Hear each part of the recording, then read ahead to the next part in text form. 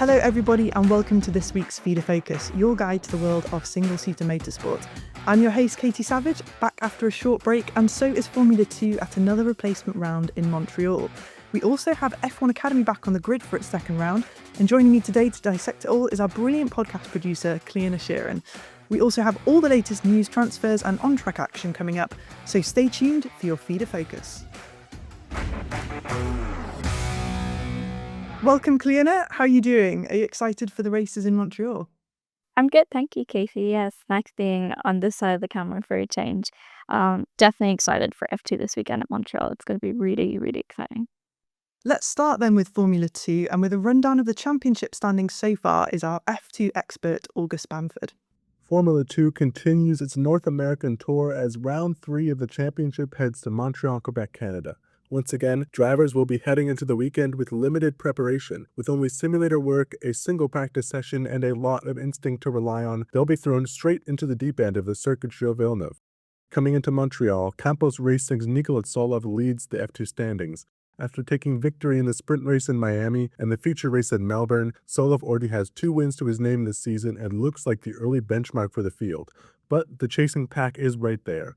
Invicta's Rafael Camara, Trident's Lawrence Van Hoopen, and Rodin's Alex Dunn have all put together multiple podium finishes so far and will be looking to close the gap. That trend carries over into the Teams Championship as well, with Campos and Invicta sitting first and second while MP Motorsport occupies third. All 3 teams have tasted victory in 2026. Gabriele Mini delivered MP Motorsport a win in a rain-soaked Miami feature race, while Invicta's Joshua Dirksen opened the season with a sprint race win for the second consecutive time. Keep an eye on those teams and drivers in Montreal, because there is every reason to believe that their momentum will continue. There are still plenty of question marks heading into round 3, as from this point onwards the season begins to ramp up quickly.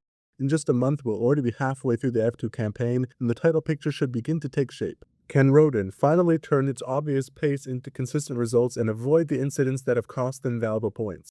Can Rafael Camara break through and claim his first F2 victory? We'll start getting those answers this weekend in Montreal. For more F2 coverage, stay up to date with Fader Series on our website and check out our weekend preview for session times and how to watch all the action. So going into round 3, we have Tsolov, Camara and Mini at the top, just separated by 1 point, so very tight competition. And Miami was a brand new track for F2, which Montreal will be too.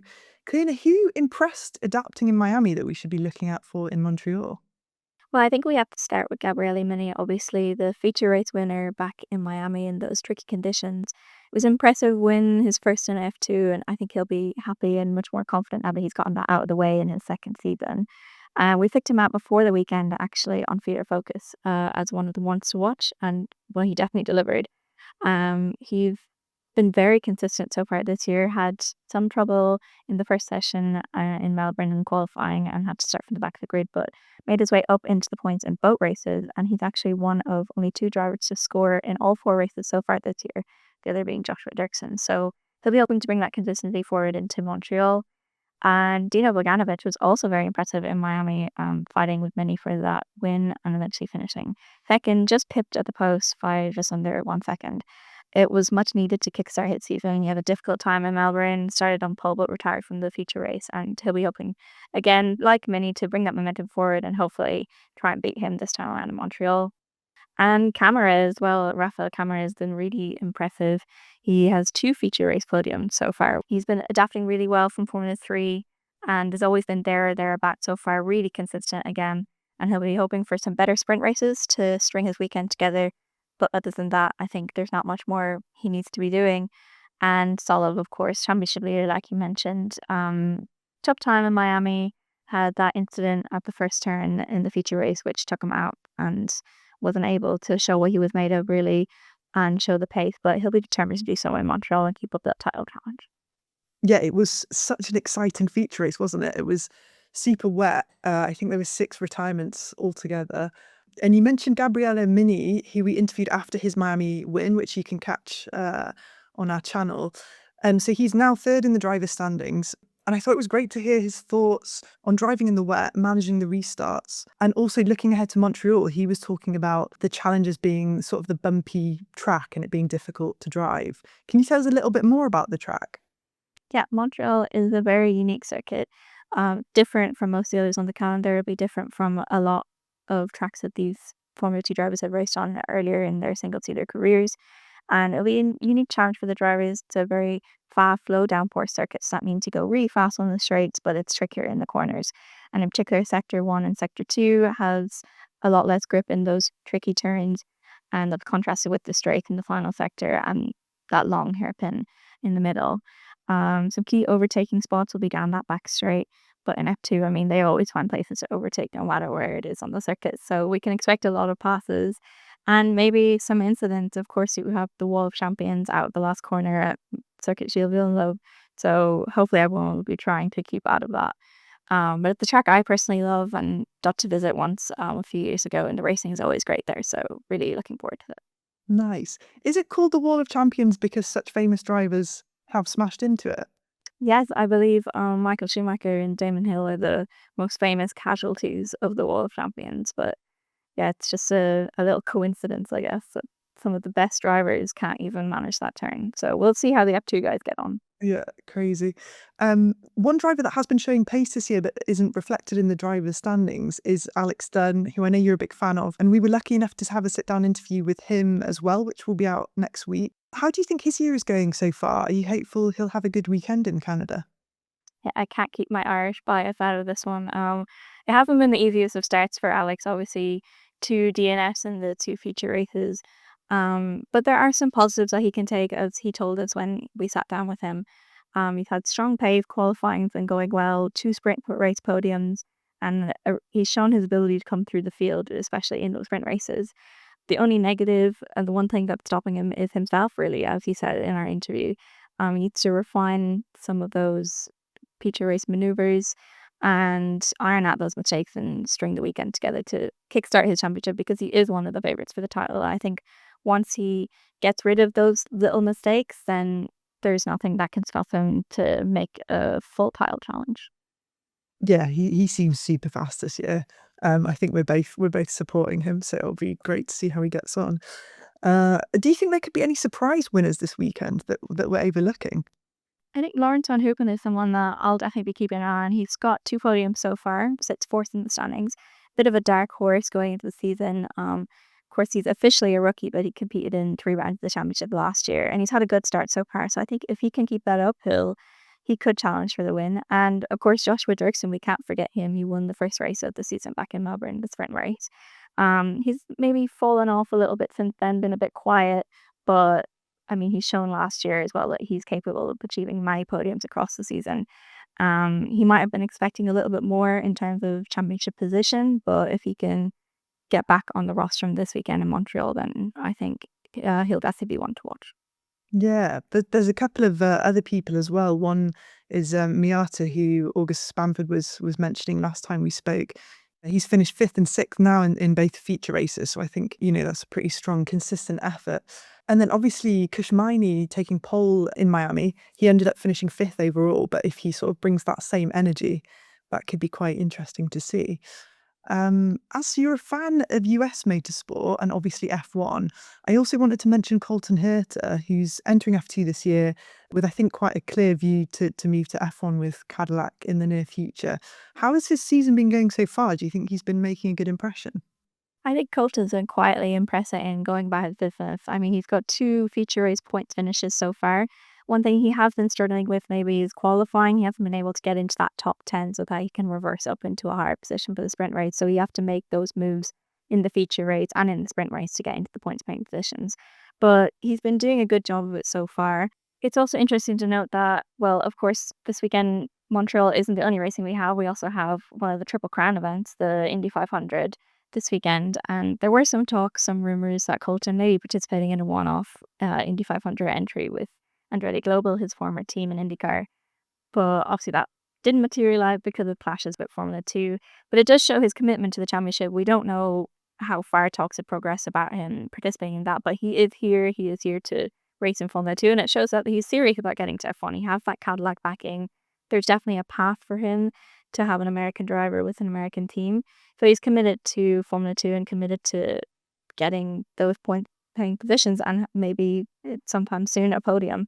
Who knows if he can do that this weekend? We'll have to wait and see. But I think the track will suit him. There's, as you mentioned, a lot of bumps, and IndyCar is famous for its not so smooth circuits. He's also used to racing close to the walls, and Canada has a lot of walls, so not too dissimilar. In terms of adapting to Formula 2, some similarities. There's no power steering in either championship, so in IndyCar or Formula 2.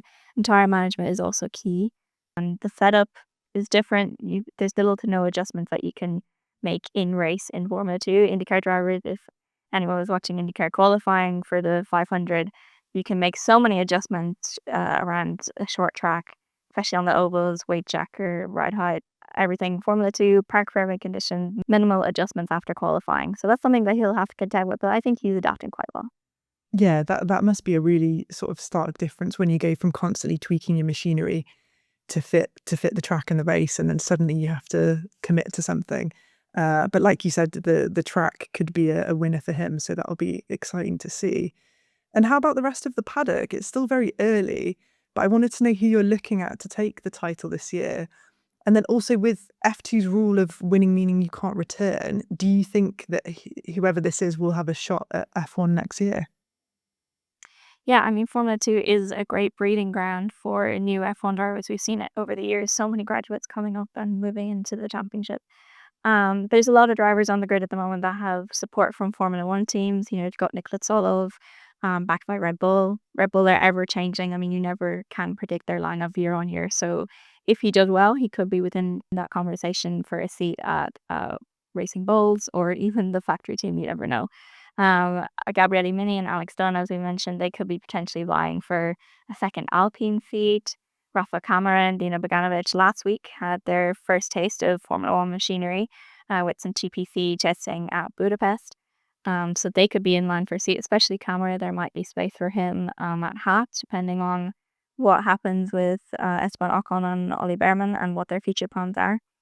But both drivers, Beganovic and Kamara, are definitely ones that Ferrari see as stars of the future.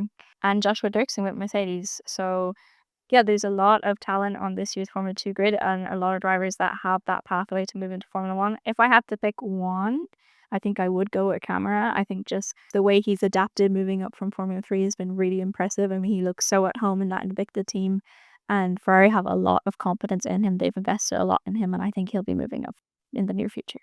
Yeah, I agree of that selection.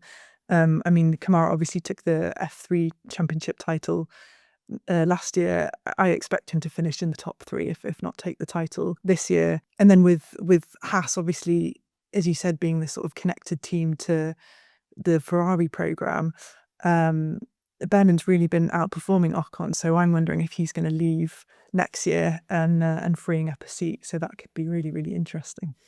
Now, as I said at the top of the show, F2 isn't the only feeder series racing in Montreal this weekend. We also have the second round of F1 Academy, which after a 10-week break will be back with a slightly new race format. Here to tell us more about the weekend, current standings and who to watch out for is F1 Academy buff Calla Kra-Caskey. F1 Academy kicks off its second round in Montreal this weekend after the cancellation of Jeddah.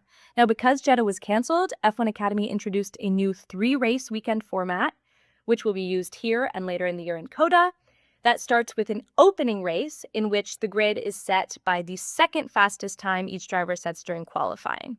After that race, the weekend will continue basically as it did in China with the reverse grid race and then the full feature race that's set by the fastest lap times in qualifying.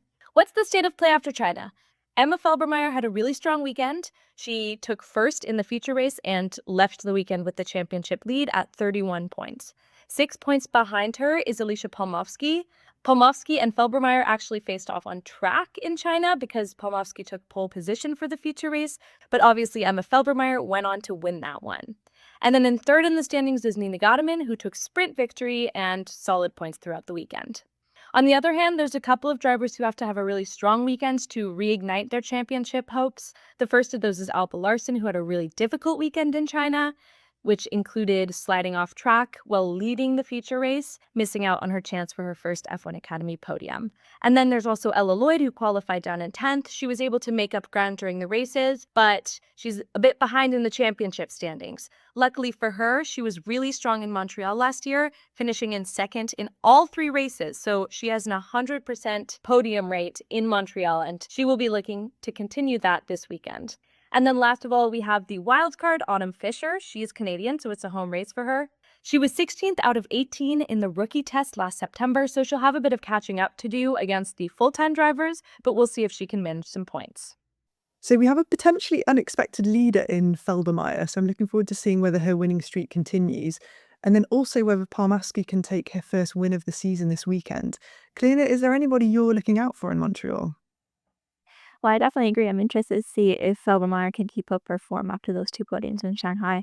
And Palmowski, I mean, she was one of the favourites going into this season, so she'll be hoping for a bit more this weekend. As will Alba Larson and Ella Lloyd, I think. Ella Lloyd being the highest returning driver of this year's F1 Academy grid. All of those will be hoping for a better result this weekend in Montreal. Yeah, I think particularly Ella Lloyd will be wanting to do well, as you said, the highest performing returning driver. She'll want to be competing at the front. I think she had a slightly disappointing first round in China. But in terms of the rookies, there was a few that really impressed me in Shanghai. There was Granada, who took second in the sprint race, Westcott, who finished third in the feature race, and then Billard, who finished in the points in both races. Do you think they could bring the same energy to Montreal? I definitely think so, especially Granada. I mean, I was really impressed by her podium on debut in Shanghai, so she's one to watch this weekend. There is lots of unknowns. I guess the new qualifying format that Calla talked about might shake things up. So we're in for a good weekend, I think. So outside of F2 and F1, it's a busy weekend for feeder series racing. Here's what else you can watch this weekend. Formula Regional Europe Round 2 in Zandvoort, Formula Regional Japan Round 2 in Suzuka, Super Formula Lights Round 3 in Suzuka, British, Italian, Chinese and GB4, and USF Pro and USF Pro 2000 third rounds in Indianapolis. And it's also been a busy last week of transfers. What's the latest, Cliona? Yes, so starting with Formula Regional Europe, where Thomas Stralvan will join CL Motorsport for the next 2 rounds of the championship. The reigning Spanish F4 champion will make his debut in the series at Zandvoort this weekend. Meanwhile, in the Euro Formula Open Championship, Filippo Fiorentino and Gino Trappo were confirmed to be joining DriveX from the second round onwards this season. And in F4 Central European Zone, Cesare Bayan will race in the Salzburg Ring Round, having been ineligible due to age restrictions for the opening round. And finally, with 2 drivers making the move away from single-seaters, and Samuel Ifrid and Max Kammerlander have joined Team Virage in preparation for their 2027 LMP3 campaign. They finished 14th and 34th in this year's season of Formula Winter Series, respectively. And of course, as always, you can keep up to date with all the latest driver announcements by following us on X at both feeder_series and FS America. Thanks. And in other news this week, as mentioned, F2's Rafael Kamara and Dino Beganovic made their Ferrari F1 debuts in a private test at the Hungaroring in Hungary. Last year's F1 Academy champion Dorian Pan has joined Citroën Racing as the official Gen 4 development driver. And the F3 in-season test began today with Ugo Chukwu, Tuka Tappanen and Freddie Slater top 3 of the timesheets in the Wednesday morning test. Eurocup free driver Gino Trapper is replacing Christian Ho in the test for Rodin due to academic commitments. And round 3 of F3 will be taking place in Monaco from the 4th to the 7th of June. That has been your Feeder Focus for this week. A huge thank you to Cliona Sheerin for joining me, and you can catch the debrief of F2 and F1 Academy with Thomas Groves and Calla Kra-Caskey on Race Recap next week. I've been Katy Savage. This has been your Feeder Focus, brought to you by the Feeder Series podcast. Take care and goodbye.